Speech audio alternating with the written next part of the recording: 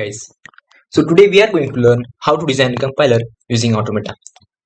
So in this video we are going to learn what exactly role of Automata in designing a compiler. So firstly we have to know that what is a compiler. So in simple language, compiler is a software which converts a program written in high level language to low level language. So in this process it includes a language processing system which consists of four components: preprocessor, compiler, assembler, and loader or linker. So this processing system converts high level language to absolute machine code. So we all know that a computer is a logical assembly of software and hardware. The hardware knows a language that is hard for us to grasp. Consequently, we tend to write programs in high level language that is much less complicated for us to comprehend and maintain in thoughts. So now we are going to see each of the part in detail. The first is high-level language. If a program contains hash define or hash include directives such as hash include or hash define, it is called high-level language. They are closer to humans but far from machines. These hashtags are called preprocessor directives. They direct the preprocessor about what to do. The next is preprocessor.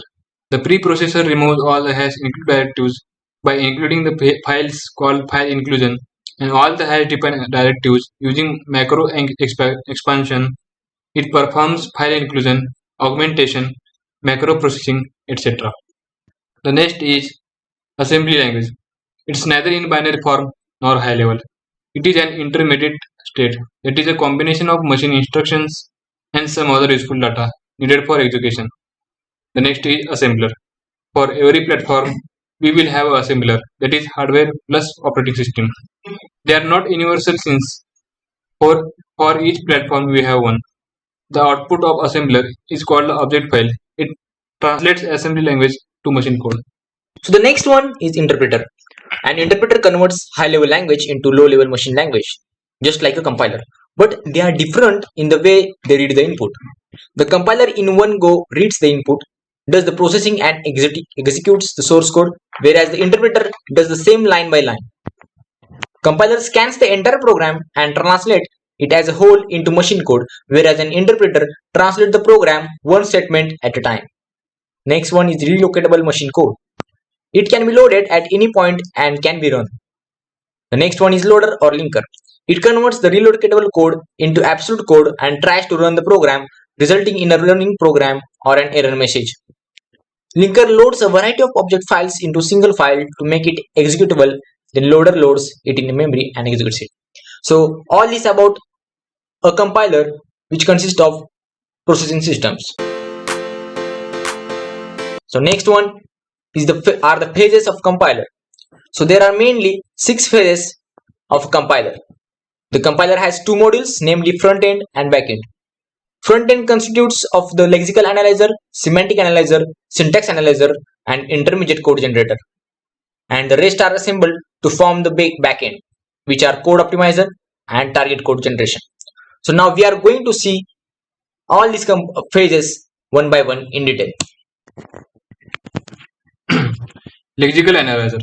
It is also called scanner. It takes the output of preprocessor, which performs file inclusion and macro expansion, as the input, which is in pure high level language. It treats the characters from source program and groups them into lexemes, sequence of characters that go together. Each lexeme corresponds to a token. Tokens are defined by regular expressions which are understood by the lexical analyzer. It also removes lexical errors, for example, erroneous characters, comments, and whitespace. The next is syntax analyzer. It is sometimes called as parser. It constructs the parse tree. It takes all the tokens one by one and uses context-free grammar to construct the parse tree. So why a grammar? The rules of programming can be entirely represented in some few productions. Using this production, we can represent what the program actually is.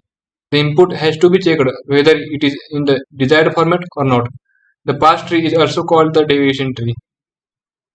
Parse trees are generally constructed to check for ambiguity in the given grammar. There are certain rules associated with the derivation tree. First is any identifier is an expression. The second, any number can be called an expression. The third is performing any operations in the given expression will always result in an expression. For example, the sum of two expressions is also an expression. And the last is the parse tree can be compressed to form a syntax tree.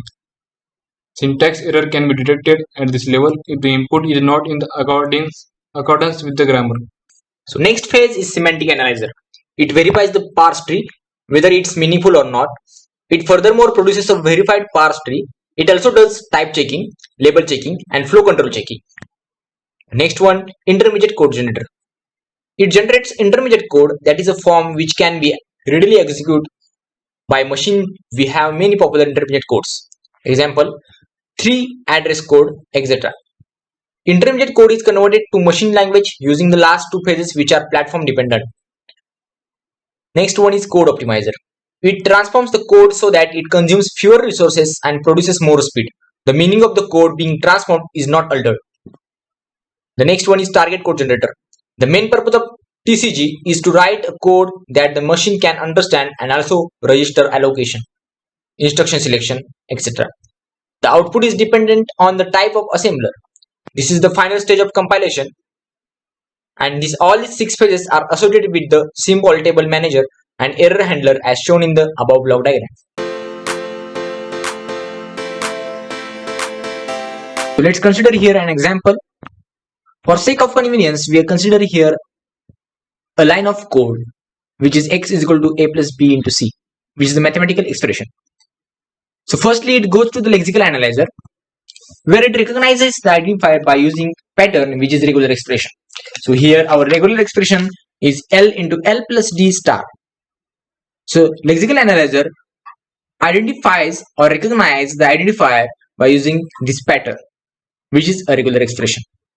So after it goes to the syntax analyzer where it constructs a parse tree by using a context-free grammar. A context-free grammar consists of introductions which helps the syntax analyzer to construct a parse tree. So after this phase, it goes to the semantic analyzer where parse tree generally checks the compatibility of the expression in the code statement. Parse tree is verified. It goes into the ICG. ICG means intermediate code generator. It converts the statement with 4 address into the statements with 3 address system. And then it goes to the code optimizer where it optimizes the code and reduces the number of lines of the statements and doesn't alter the meaning. And finally, it goes into the TCG. TCG means target code generator, and it writes a code which assembler can understand. So here you can see we are using regular expressions in the phase of lexical analyzer, and we are using context-free grammar in the syntax analyzer. So in every compiler, the starting 4 phases are similar and only changes the last 2 phases, code optimizer and target code generator. So to construction of every compiler, we have to just change the last 2 phases. So that's all. It's all about designing a compiler using Automata. So thanks for watching.